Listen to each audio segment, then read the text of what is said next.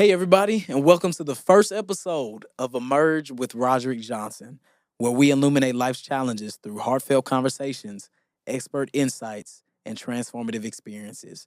Be sure to subscribe, like, share, and comment on this podcast. On today's episode, I was joined by my friend and brother, Michai Mosby. Michai is the current student government president at the Middle Tennessee State University, and he also serves as Director of Communications at the First Baptist Church in Murfreesboro. We were able to discuss leadership, influence, the powers and struggles that come with it. And we also dove into our faith, how our practices and ministry show up in the leadership world, the business world, as well as the academic world. I'm Roderick Johnson, and this is Emerge.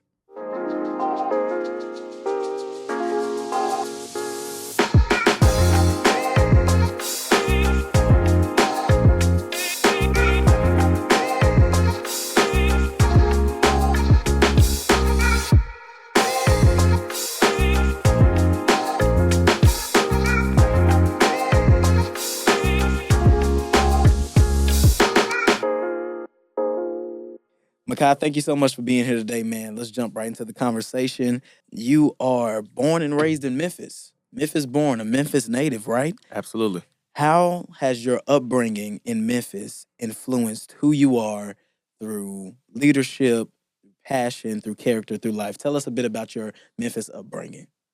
First of all, thank you for having me. Super honored to be here with you, my brother. Born and raised Memphis, all my life. All I knew coming to Middle Tennessee was Memphis. So only boy in my household, older sister, younger sister. I learned early on the passion and the need to fight. Having two sisters, Amen. It was Two older sisters, It's a yes, sir. struggle in the Mosby household. But I believe that certain principles that I learned growing up, like leadership, tenacity, are things that I use still today in many roles. Yeah. I feel like a lot of the lessons that my parents instilled in me about how to be a man, how to be a great leader with integrity, how to show great strength in leadership. I think those things are things that stick with me. But I think most of all, Memphis teaches me, continue to this day, teaches me to not be ashamed of who you are, not be ashamed of where you come from. Right. Because it wasn't until I got here that Memphis had a weird connotation attached to the name. Yeah.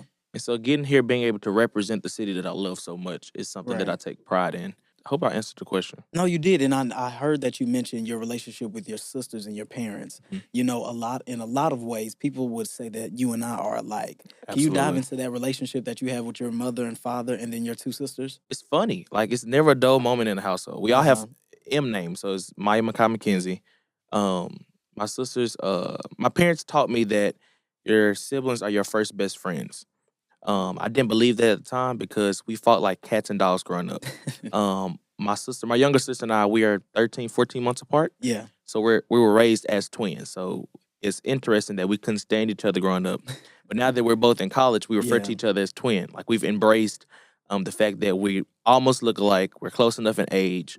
And so those are one of the things that you don't see in the moment growing up, but Yeah. now we're starting to appreciate. Like, I'm starting to appreciate all of the lessons that my parents taught me about the things that they used to fuss at me about, like cleaning Right. up and doing dishes and being grown and paying bills, are certain things that I'm like, I should have probably listened to you growing up, because Yeah. those are the things that I'm starting to see firsthand, getting ready to graduate and whatnot. And so I'm starting to really cherish now more than ever the power of family, the love of family.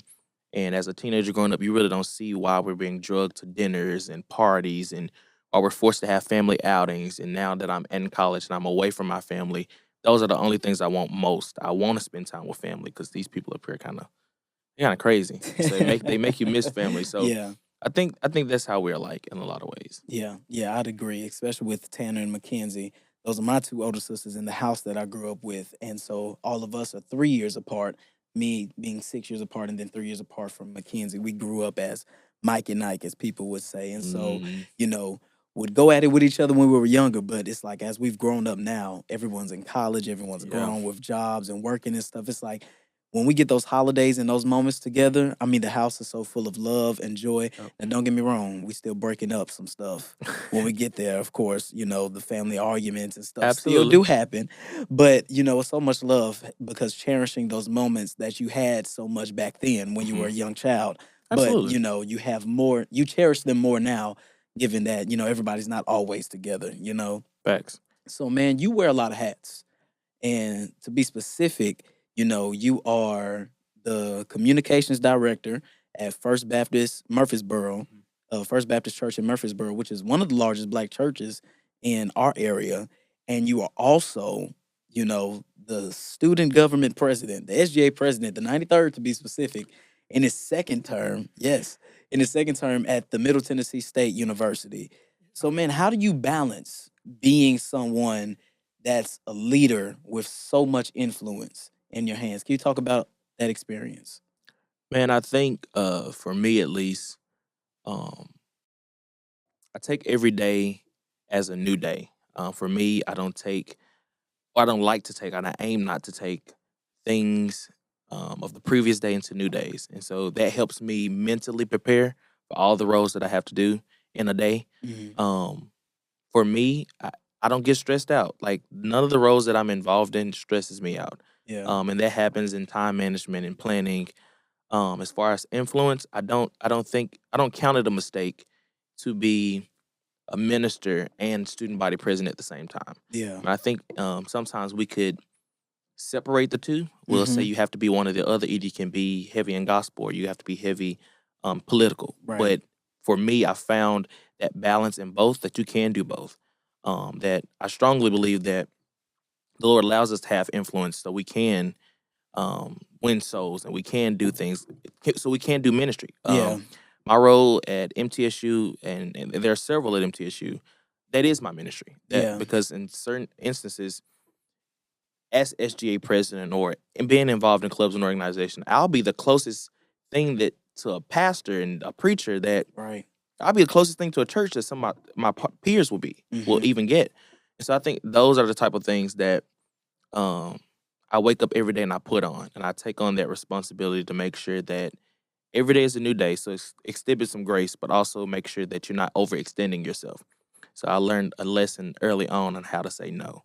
Yeah. And that's something that we're both having to work on, is having to say no. So someone challenged me yesterday. They asked me a question. They said, what organization are you a part of that you're not a leader in?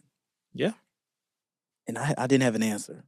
They were like, what organization are you in and that you're a part of that you're not a leader in? And when I thought about that question, I said, wow. I think for guys like us that is so ambitious and driven and passionate about what we do, and also well-oriented leaders and growing in our gifts and abilities, I think, sometimes we have trouble, not being out Facts. front and leading just because that's what we're called to do. Facts. So can you recall a time that you've had trouble, not being the leader? Absolutely. For me, this organization literally boils my skin. Like, I get so irritated when things are not organized. Yeah. Communication for me. If I see that it falters and it's things that could be fixed, it's hard for me to stay quiet. Like, Right. I try. I promise you I try. And it may be hard to some people listening and watching to think that Michai tries to take a back seat. Oftentimes I do. Right. But sometimes I just have to accept the fact that the Lord will not allow me to be in the room for me to stay silent. I have to make sure that if I'm at a table, if I'm in a room, that I bring something to contribute to the space. And so I can't allow a space or an organization to operate in dysfunction or unorganization. And I know for a fact that one of the gifts that God has given me is being able to lead and communicate and organize where there is no structure. Like, it really irritates me. And so I try to be quiet. I promise you I do. But sometimes that don't work. Yeah, I understand. And see, that's where we're opposite at, Michai. You don't have a problem speaking up, but most people wouldn't know that I will stay silent. Why? Why? Well, I'm a non-confrontational person. That's where we differ. Because I take confrontation like head on. It is what it is. Because we know, just giving me a peek into how some of your meetings go, Correct. I know when you speak up, you're going to speak up. Now, me, I'm gonna sit at the table sometimes and be a bit reserved with my thoughts. I may say something after the fact, but in terms of just leading and organizing, it has taught me that you do have to speak up. And I Absolutely. love the point that you have spoken on about how God has given us the voice to speak up. And if He's putting us in these places, these spaces, and these rooms to be intentional about what we do, we definitely have to have a voice. And on that point of ministry, I see how you speak of you being that only connection and can be that only connection for someone to bridge the gap between, school and ministry. So, how much has faith been an impact on your leadership skills? And with that, can you recall a time that your experience as a minister, your experience as a preacher has led to someone else's breakthrough in that space at MTSU? Um, I would say that every opportunity that I have to either speak, preach, conduct a meeting, I take it as an opportunity for whoever the audience is to still see Jesus through whatever it is. Yeah. So, for example, um, one of the roles that I serve in as SGA President, but also a member of our college ministry and serving as president of the college ministry. Those are two major roles that can in times contradict each other. One thing is more spiritually correct than political, and then the other thing is more politically correct than Mm-hmm. spiritual.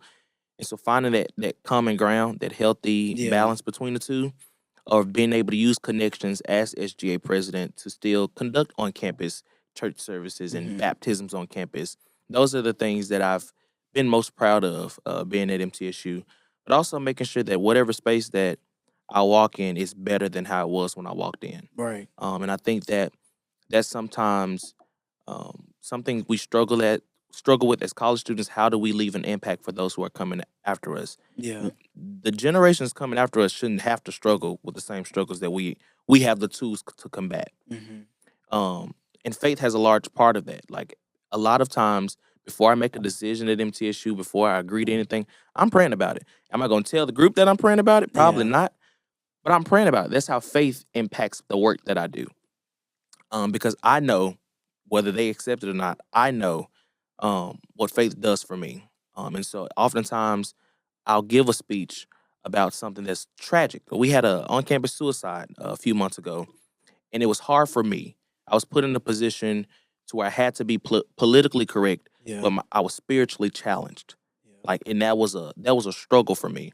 It caused me to be emotionally like numb and emotionally unavailable for even myself because as the SGA president, I couldn't show emotion. I couldn't Mm-hmm. be the leader that faltered in the way that we were responding to anything. But also spiritually, I was like, God, what is going on? Like, Right. why me? Why now? That was my frustration. But I was reminded by one of our advisors on campus who came to me and was like, Michai, God knew that we will be in this place and we needed a leader for this season. And there's sometimes something that I know as we talk, there's something that we both struggle with. Like, why is ministry so frustrating? Why can this be so irritating? Why are we highly irritable in certain spaces? Mm-hmm. And that's because we're in those spaces to make them better. And how do we make them better? Um, it's the way it's what we lean on God for. We Yeah. ask Him, God, why you have us in this place? How can you use me to make this space better? Mm-hmm. Because I never want God to feel like He's wasting time with me in Yeah. certain spaces. Yeah. I know you just spoke on that campus suicide that happened, and we were able to communicate through that process, and I'm aware of some of the struggles that you faced during then. Would you consider that as maybe one of the greater challenges, if not the greatest challenge that you have had to face as a leader? Absolutely. Absolutely. It's one of those challenges that you can't prepare for. Like, I didn't know 2 years ago that we would be faced with a tragedy like that. I didn't know that in that same week we would have 5 more suicides across the state on other college campuses. We were the one of the first to have it. And so then you do have other leaders from other colleges and universities reaching out saying, how did you do this? We do have state officials and Department of Education officials that are like, how did y'all navigate this space? Yeah. And had I not gone through it and gotten that experience, I could not advise the whole Department of Education on ways that we could better support the mental health of college students Yeah. if we had not went through that. Yeah. And so while it's uncomfortable at the time, I look back and sometimes I appreciate the challenge because the challenge sometimes teaches us the lessons on how we move forward with it. How were you able to handle that pressure with so many people calling you, with you having to literally get up and give encouragement to an entire student body? Y'all have what, 20,000 plus, right? Yeah. You're having to make social media posts, write official letters. You were in interviews and news meetings, for about a week and a half after this. How were you able to handle that pressure and still not only show up for people, but show up for yourself? Man, I think it's important that you surround yourself with people that will not only see the calling on your life, but will be able to do whatever is needed to support it and protect it. Yeah. I think what worked for me is having friends and family who could see the gravity of the moment and knew when to say, Michai, come take a break, come have a moment. It helped having friends that would call and say, hey, I'm just checking on you. Because sometimes you got to check on your strong friends. We're the ones that are trying to be strong for everybody else, and we're ignoring our own emotions and feelings towards whatever the challenge is.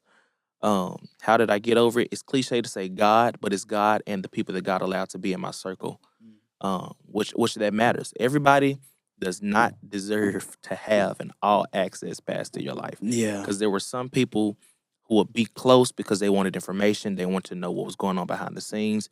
But then you do have people who genuinely want to make sure that you are okay. And so for me, the saving grace in that season was the friends and family that could see through Michai the president or Michai the preacher and saw me as Michai, a fellow college student who's dealing with the gravity of having to represent 20,000 students who don't agree with each other, that some disagree with everything that you have to say. Like those are the realities that we face as student leaders, that we have to make decisions that not necessarily everybody's going to agree with. So how do you walk away still faithful, still strong, and still having your eye on the prize? That's everything that was going through my mind at the moment. But friends like you, friends like a plethora of people that I didn't even know cared as much as they did. Yeah. It shows you who your real friends are, and those are the ones that you're supposed to keep around. Yeah, touching on, having those spaces and those people that you can just be you with. A lot of times, especially for you and I, we're pastor to everybody, we're minister to everybody, we're preacher to everybody, we're president this to everybody this, we're brother this, we're member this. How grateful are you to have those spaces and those people that you can just simply be Michai with? Because I know, when I'm able just to get on the phone with you, when we're able to go and hang out, when we're able just to be around our family and just, take our shoes off, kick back and just be Roderick or Michai or be Rod or Micah, as I would call you. When how are you able, how grateful are you for those moments? Those are the moments that you learn to cherish in a relationship. The times where you can't relax, but the times where your friendship shows in the challenging moments. I think that for us, being young preachers, either everybody wants access, or how do you word that? Just say it how you 'Cause feel. Say it how you feel. I learned early on that people will sis and bro you and have never met you. Wow. Right? And I don't know what the intentions are from the jump. So I know early on my parents made sure to protect me. I was very protected as a young minister. He was a child protege, y'all. I preached my first sermon at 11 years old. Yeah. My parents weren't just letting me go and take engagements.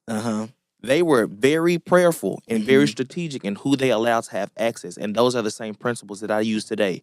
That if you come out of nowhere and it's sis and bro that, I'm hesitant. Like I'm an extroverted introvert. Like I enjoy meeting new people, but discernment is real. And it took me a while to get to the point where I am now, where it's like, where my discernment is better now than it has ever been. Because I'm able to spot a wolf in sheep clothing from a mile away. And even conversations, and you just have to watch how people move. That's my lesson. Watch how people move. People will show you their entire hand if you just watch how they move. And I think that when you know relationships are genuine, you don't question them, because they don't give you a reason to question. You have never given me a reason to question our relationship, our friendship. But some people do. Right. Now, some people, when they show you your true colors, you can choose to either let them continue to color, or you can throw them broken crayons away. But it's about grace. It's still it's about knowing who to have, who to love from a distance. So given that we are in leadership roles, Mhm. in various leadership roles, what advice would you give to young people that feel called to leadership but don't know where to start? I think the starting point is, first of all, for sure, prayer. Because I never believe in making any major decision. I don't believe in taking any first steps without severe confirmation. Like, my prayer is always, God, if this is you, make this undeniably you. Make me make whatever this is. Show me that this is. Show me like only you can that this is you. Mm-hmm. And then whatever you feel like He's calling you to do, you jump completely in, like head first. Yeah. I think that a lot of times, us as a generation, we try to wait for approval. We try to test the waters to see if people gonna like it before we jump all the way in. And sometimes God is not calling us to please people. Like, I rather jump head in. I'd rather jump head in the deep end, making God proud, than start in the shallow end of a kiddie pool, Yeah. making people proud. If you don't believe in yourself, you will fall victim to what everybody else believes in you. If you don't have an I am, you'll accept everybody's you are.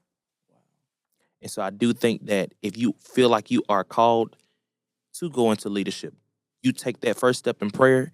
And then after you take the first step and you got clear direction of where you're supposed to go, you move confidently forward. Mm-hmm. And I am called to do this. I believe that the Lord is leading me to do this because I am strong. I am worthy. I am valued. Like, you have to believe in yourself, or else you will fall victim to everybody's you are. You're not enough. You're not you're not, you won't succeed. Like, you'll fall victim to what everybody else will put on you, because people are only going to expect of you what they see from their lens. Yeah. And I believe that great leaders, they don't listen to friends and families. They're only mainly concerned about one person, and that's the approval of God. So that goes back to my first point. Like, I'd rather jump in the deep end of a pool, making God proud, than staying in the shallow end and never seeing what God has for me at the end of the journey anyways. And being able to speak on, that doubt and uncertainty. Surprisingly enough, you would think that as you gain more leadership roles and as you grow older in maturity, that stuff would leave you alone. You would think that you wouldn't have those insecurities of self-doubt and confidence that'll strike you in moments. And since we both know that they still do, Facts. how important is it to prioritize you and your mental health and your physical health and your spiritual health? Because we can pour all day long. That's what we're called to do. We can pour, but there's nothing like pouring from an empty cup. Absolutely. And so, in order to prevent us, running out, being an empty drain, Yeah.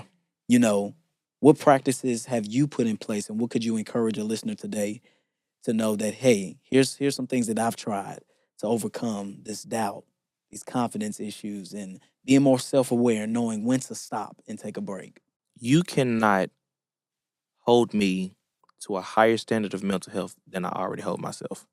Because mental health or mental well-being looks different for everybody. There's no one size fits all to taking care of your mental health. There isn't, because what works for you is completely different from what works for me, right? And I think spending time with yourself to identify your triggers, identify what your body is telling you, are things that matter mentally. Like, for example, this is day 22 of my fast. Yes, sir. I've not had a fast food meal in 22 days. Come on, And can we clap for that? and that is Yes, sir. that is a big win. That's a leap, But yeah. also listening to your, like, those things matter. Like, paying attention to your body and how your body responds at certain times your body will tell you what it needs, right? Mhm. It needs rest. It needs you to stop going to Chick-fil-A, and it needs you to stop going to the calf. Like, Mhm. mental health will only work for you if you put in the work for it. Mhm. Like, I'm very serious about mental health, of when to say no, how to take your time back. People say, oh, you need to take self-care days, mental health days. That for me is sitting in my bed doing nothing. Doing nothing. That's mental health for me. Yeah. And I think that as we start to experience more controversy politically, socially, emotionally, I think the time more than ever is now to focus on mental health. And so what I encourage a listener to do, figure out what works for you. Whatever that plan is, Whatever you love to do, date yourself. Yeah. Spend time with yourself. And then you'll start to see some of those patterns and habits starting to become infatuated in your everyday life for sure. Speaking on that political climate that we're in, Mm. the next 4 years will be interesting for us. The times that we're living in are interesting, period. Facts. But the next 4 years will be really interesting, given what we're facing economically, politically, and most importantly, socially and culturally. Yeah. What I have realized is, we're living in a fearful time. No matter who you walk with, no matter who you believe in, regardless of who you pray to, whatever your practice is, it's safe to say, we're living in fearful and uncertain times. And what I'm realizing is, our generation, needs direction. It does. That right now, from high school up until that young professional demographic, they need voices to help them that'll lead them in the right direction. So given the times that we're living in, what can you say to somebody that would assure them to walk with a faith and a confidence and boldness, knowing that things are pan out, that they will be okay during these trying times? It may feel like the end of the world at sometimes, but it's not. It's not the end. But also assuring them to know that they still have a full life to live, but also be mindful of the time that they have to make sure they're not wasting time. What could you speak to and say to that? I think that the enemy enjoys, more specifically our generation, living a fearful life. I think that fear of rejection, fear of failure, fear of everything. I think that plays a part in who we are as a generation. Yeah. Because we based our lives and compare our lives to what we see on social media, of what we measure success is. Because however we look at success will determine what we think about failure and how we identify failure. So I definitely think that's one thing. And I think at any moment that our already fragile-minded generation, because we are very fragile as a generation, at any sign of controversy, any sign of defeat, any sign of difficulty, we shrivel up and we crack and we break. I think that comes from us as a generation. We really don't accept, like I said earlier, we don't accept what parents and grandparents have taught us lessons. My grandmothers were great with teaching me what the Bible says, and I ignored it all until I got grown or Yeah. older, and I was like, well, wait a minute. This is spiritual warfare. Yeah. Our generation is in a spiritual warfare, and Yeah. we can't be the only two that's trying to cover an entire generation. Yeah. So what and this is something that I've come to the realization maybe a week ago. Once we start with the souls that are within our reach, it's like a domino effect. Yeah. Talking about influence, how can we use our influence to save these souls so that way they can be replicas and duplicates of everything that we're offering? For example, my sister called me last week, and we were going through talking about the Bible, the devotions, or whatever it was, and she was like, "Well, what does this mean?" I'm like, "Wait, I'm out here trying to save souls, Man. and trying to evangelize and disciple strangers, and I got to make and my own sister, who I spent 20 years with, doesn't even know some of those basics. Nothing against her, but that's a realization for me that I can't say, oh, I'm ready to save my generation, and the souls within my reach are not even saved or disciples, right? And so I think about those things when I'm in on campus, when I'm at the church, how am I making sure that these souls are better? How am I leaving these souls better than how I found them? So it's not about impact on campus and impact. How am I impacting lives? So that way they're not living fearful. They're not living scared of the next day. That no matter what they face, everything's gonna be all right. Everything's gonna be all right. And I know you speak on that, just those within our reach. And sometimes, I think I've personally been struggling with, does my impact matter? And I had to have a conversation with God, and the Lord told me, He was seriously like, Roderick, don't give up on your generation. And it's tough sometimes, but I think that, people like us have been called and trusted with influence because our generation needs people that won't give up on them. They've probably had to be at home where mama and daddy said they wouldn't be anything. They've probably had to deal with family members, sisters and cousins and brothers and friends who've had to tell them, nah, you won't be this. No, you're Mhm. not that. This is what you are. And truly, our generation just needs authentic people who care about them for who they are, that'll meet them at their need, and that want to say seriously with them, hey, take my hand and let's do life together. Right. Take my hand. Let me show you that there's a better way to do this. There's more than one way. And somebody that'll love them and not judge them. Because, I feel like a lot of us, not a lot of us, let me change that. Some people and some figures in the faith community will often make it seem like, judge you and ridicule you and put you down for your struggles. When truth is, we all have our struggles. Yeah. It's not like my sin is any greater than anybody's or their sin is any greater than mine. We all have our struggles that we deal with in life. Yep. And so I think it's coming to realize that, man, it's not going to take two people. It's not going to take one person. But if we have a community that we can build and start that domino effect, we will begin to see our communities change. We'll begin to see homes transformed and reconciled. We'll be able to see friends and sisters and brothers come back together and love each other authentically. And most importantly, we will see people acknowledge Christ for who he is, acknowledge him as the one and true Savior, and realize that that's who they desire to have in their lives. So yeah, man, I appreciate you having you on today. Lastly, I think I'd like to ask you, man. Mm-hmm. We speak on that word of impact, right? Right. For Michai Jarrell Mosby. Full government name. Yes, for Michai Jarrell Mosby, how can I say this? What would you see your lasting impact to be? If you could just paint the picture, what would you hope that you leave in the hearts of people? Wow. That's a good question. I think for me, and this is something that I talk about with my pastor, he's actually gave great advice. You live for the last 5 to 15 minute of your life. That when I'm getting ready to check out of here, what would be what I'm thinking about?